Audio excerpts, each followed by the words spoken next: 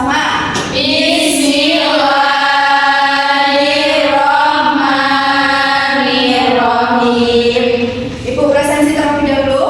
Mbak Naila, Hadira Bu. Mbak Afifah, Hadira. Mbak Reva. Hadira. Hadir semua ya? Iya Bu. Alhamdulillah.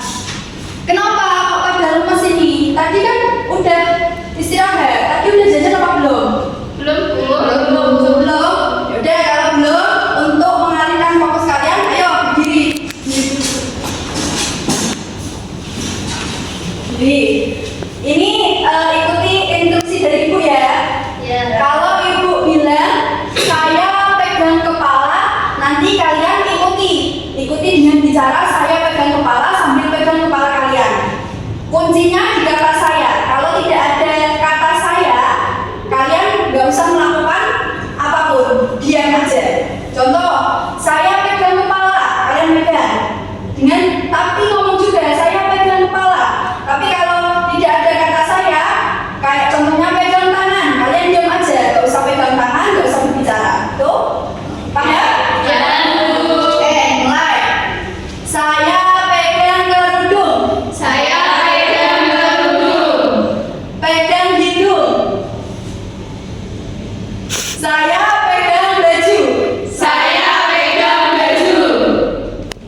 Pegang teman kalian. Saya masih bingung. Udah gampang, duduk, udah. Makan. Ya, dari pertemuan sebelumnya kita telah mempelajari apa? Materi apa? Ada yang masih ingat? Najis dan hadas.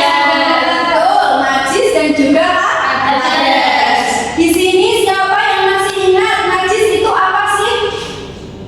Najis Saya itu Bu. juga Mbak Afifah, apa? Najis adalah sesuatu yang dianggap kotor dalam pandangan Islam. Betul sekali, betul Mbak Afifah. Najis itu adalah sesuatu yang dianggap kotor. Sedangkan hadas sendiri kemarin itu apa sih? Siapa yang masih ingat? Mbak Reva, ayo coba.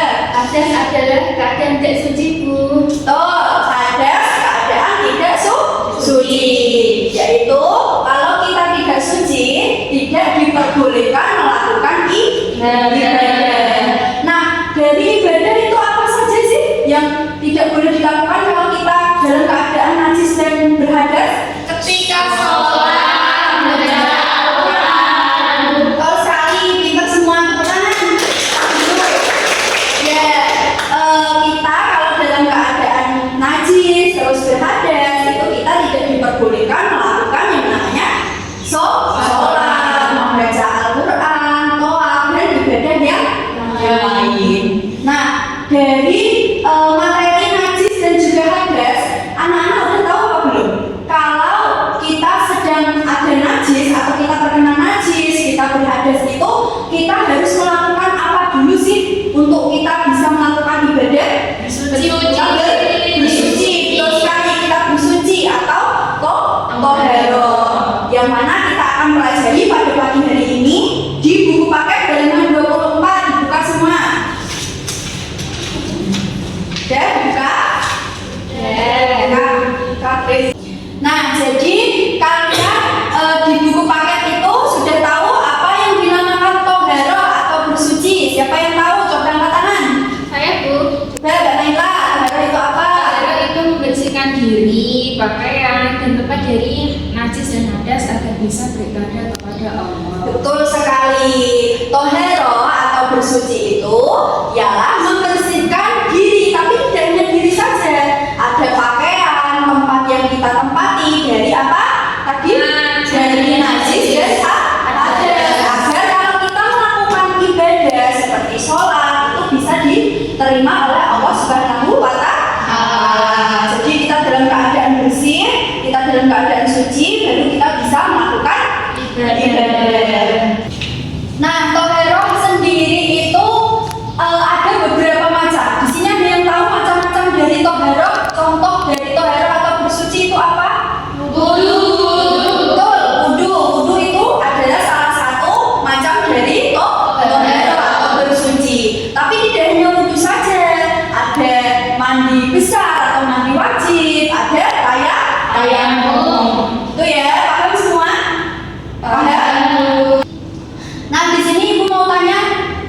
kalian kelas 4 sudah memenuhi sholat 5 waktu setiap harinya apa belum?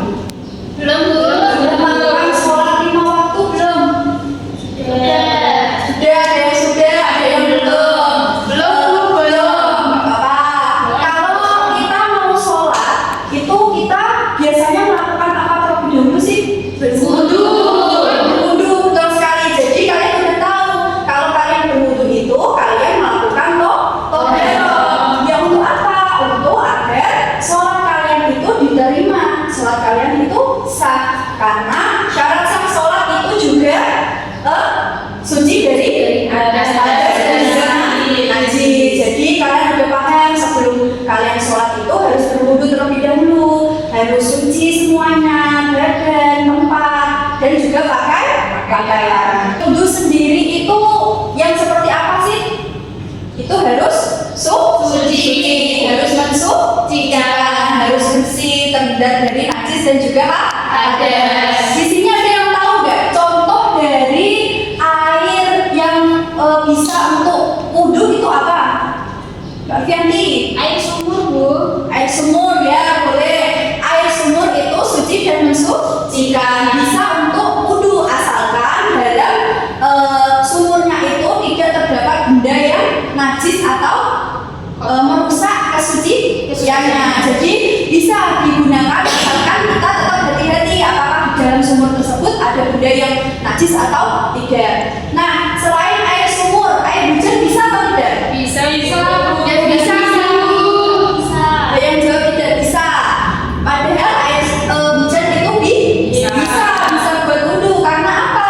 Karena air hujan itu termasuk air mutlak atau air murni, yang dimana syarat air wudu itu adalah murni, tidak boleh tercampur oleh apapun. Ada juga air embun, air salju, air dari pegunungan itu bisa digunakan untuk wudu karena dia termasuk air mutlak atau air murni. Sampai sini paham semua? Ini ibu punya beberapa gambar. Nanti ibu ingin kalian amati gambar-gambar ini. Bentar dulu. Temennya Iza.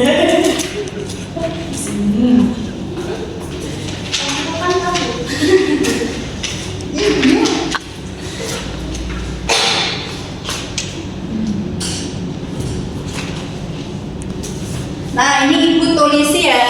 Ini gambar A asal. Terus ini gambar B. Ini C dan ini D. Di sini ibu akan bagi menjadi dua kelompok. Barisan pertama dari Mbak Reva ke Mbak Naila itu kelompok pertama. Untuk Mbak Ulia ke Mbak Iza itu kelompok 2. Jadi tugasnya kalian per kelompok amati gambar A itu pasangan dengan gambar B, gambar C itu dengan gambar D. Mana gambar air yang suci dan mensucikan dan mana gambar air yang tidak mensucikan. Kalian tulis beserta alasannya. Kenapa kok bisa? Contoh, air hujan ini suci, Bu. Karena apa? Kalian tulis alasannya karena apa? Paham? Oke, sekarang ibu kasih waktu 5 menit untuk kalian kerjakan. Sudah selesai ya. Sekarang ibu mau kelompok pertama dulu yang maju ke depan untuk menjelaskan alasan air di papan tulis ini apakah suci atau tidak suci. Silakan perwakilan dari kelompok 1 maju ke depan. Coba buka. Gimana? Di sini kan ada air hujan, Bu. Ya. Nah, dari kelompok kami itu air hujan itu suci karena berasal dari langit yang tidak tercampuran najis. Ya, terus Kemudian kan berpasangan dengan ST. Sudah sekali ya. apa? Air teh itu tidak suci, Bu, karena bukan air murni. Ya. Nah, selanjutnya ini ada air salju. Itu sama dengan air hujan, yaitu suci karena juga turun dari langit dan bisa jadi air. Dan terakhir ini ada Apa? air, Bu, minum di air. Ya. Karena ini kan bekas minum anjing itu najis, karena tidak mensucikan dan bekasnya air liur anjing ini sangat najis Bu. Ya, terima kasih, beri tepuk tangan untuk Pak. Oke, jadi tadi Mbak Mipa udah maju ya, dan kelompok 2 sudah maju dari Mbak Alfiani tadi. Terus sekali untuk air hujan ini adalah suci mensucikan karena dia turun langsung dari langit dan tidak terkena benda najis apapun. Nah, kalau teh sendiri ini kenapa dikatakan ini tidak mensucikan? Karena dia sudah berubah warna dan juga rasa. Dia tidak air mutlak, tidak lagi air mutlak. Terus salju juga suci karena juga turun langsung dari hujan. Bedanya dia berbentuk es. Tapi kalau es itu mencair menjadi air maka bisa digunakan. Terus yang ini sangat kita tahu najis ya, air liur anjing itu najis. Dia minum ke sini otomatis air ini juga terkena najis. Sudah paham sampai sini? Oke, jadi mari kita simpulkan bersama tadi toharo itu apa sih? Bersuci dari hadas dan najis. Contoh dari bersuci tadi apa? Wudu. Ada juga mandi besar, betul sekali. Nah, air yang digunakan untuk wudu itu harus air yang bagaimana, anak? Air yang mutlak, air yang suci mensucikan, bersih dari segala najis dan hadas. Sampai sini paham ya semua? Oke, Ibu akan kasih kalian soal, buka halaman 30.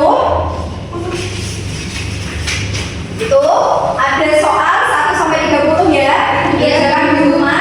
Nanti kita minggu depan akan mengkoreksi bersama-sama. Sampai sini Ibu akhiri, kita baca hamdalah bersama.